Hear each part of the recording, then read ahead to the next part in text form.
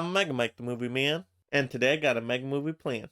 Today, I'm back with another Mega review for you all. I'm going to be reviewing Batman and Robin. Yes, we're on the road to the Batman release, and so this is going to be episode 4. Now, if you missed the other last 3 episodes, go back, check those out, and then come back to this episode 4. I'm going to go over my thoughts on the movie Batman and Robin. I'm going to give you all the good, the bad, and my recommendation on whether you should go back and watch this one in preparation for the new Batman release. So stick around to the end of the video for that recommendation.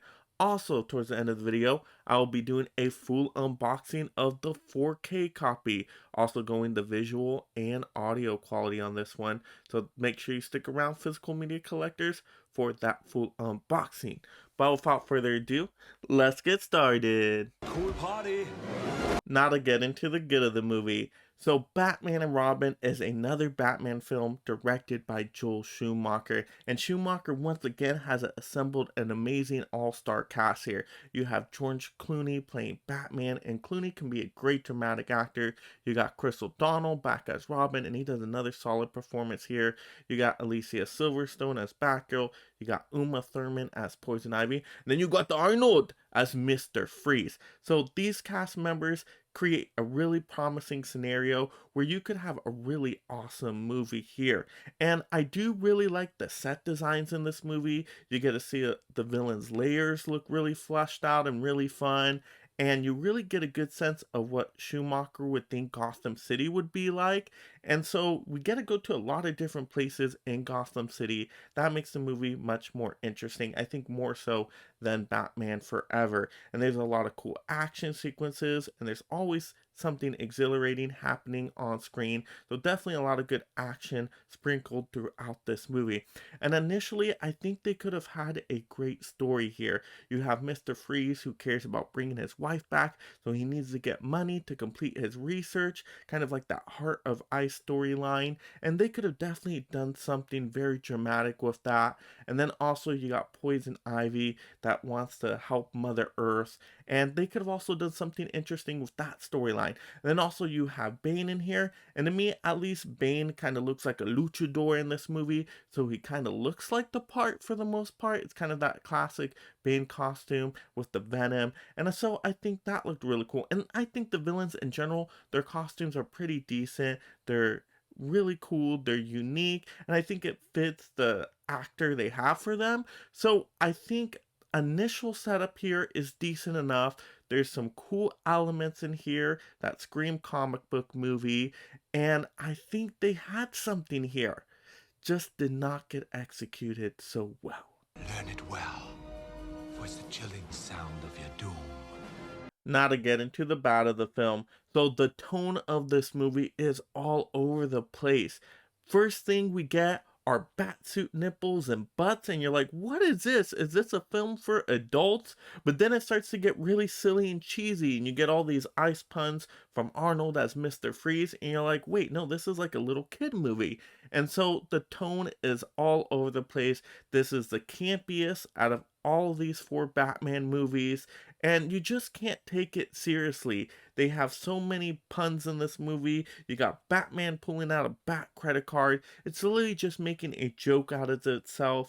You got the Batmobile looking like another toy. So to me, this is like a toy commercial, and they've said that in interviews before, that this is more of a toy commercial rather than a movie. So it looks like all these characters lack substance. There's no character depth. We don't get to care about any of these characters from the hero side or the villain side. They just don't do enough with them. And the villains that could have been really awesome are just not fleshed out. You have Bane that's just kind of sidelined to a mindless brute, and Poison Ivy's just controlling him. How are you going to treat Bane like that? That is not the Bane from the comics. Bane is supposed to be calculating and strong and be able to be a real threat to Batman on his own.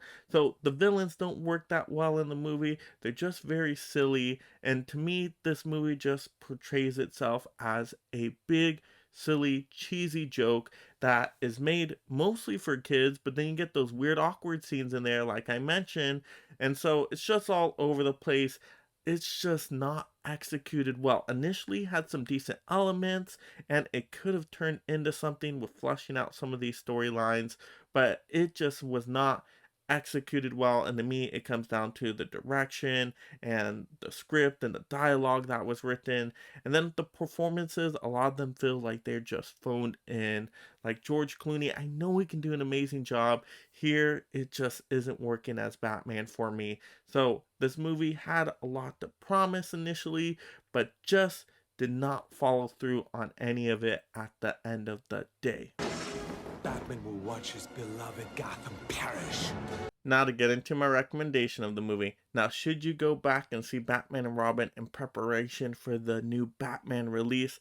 Absolutely not. Totally can skip this one. If you have not seen this one, I really don't think you're going to get enjoyment out of it. Now, if you have kids and you want to show it to them, they'll probably have some fun with it. But as an adult, I don't see you enjoying this one.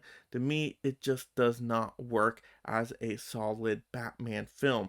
And you don't have any characters that are going to show up in this new Batman release. Now, I know there's rumors they might do Mr. Freeze for a Batman 2, but I guarantee you that's going to be a completely different Mr. Freeze than the one we see Arnold portraying in Batman and Robin. So to me, there's not going to be any connection there. You can totally skip over this one if you have not seen it before.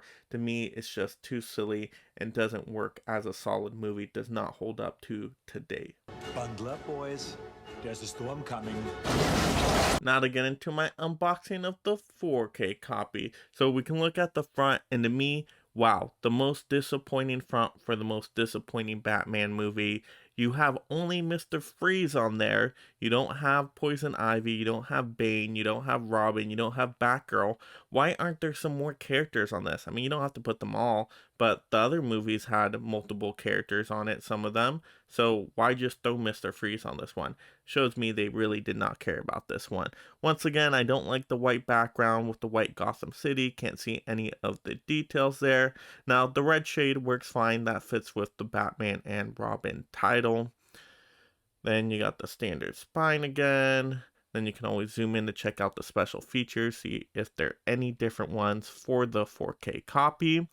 Now, overall, I think this 4K is pretty good, but I don't think it's amazing. I actually think Batman Forever and Batman Returns had the best 4K quality with HDR. Now, don't get me wrong, this one is pretty good, but I thought it was going to look really, really cool when Mr. Freeze freezes people, and to me, it looked okay, but usually elements shine through really good with HDR and 4K, and to me, I just was expecting more, and I did not get it.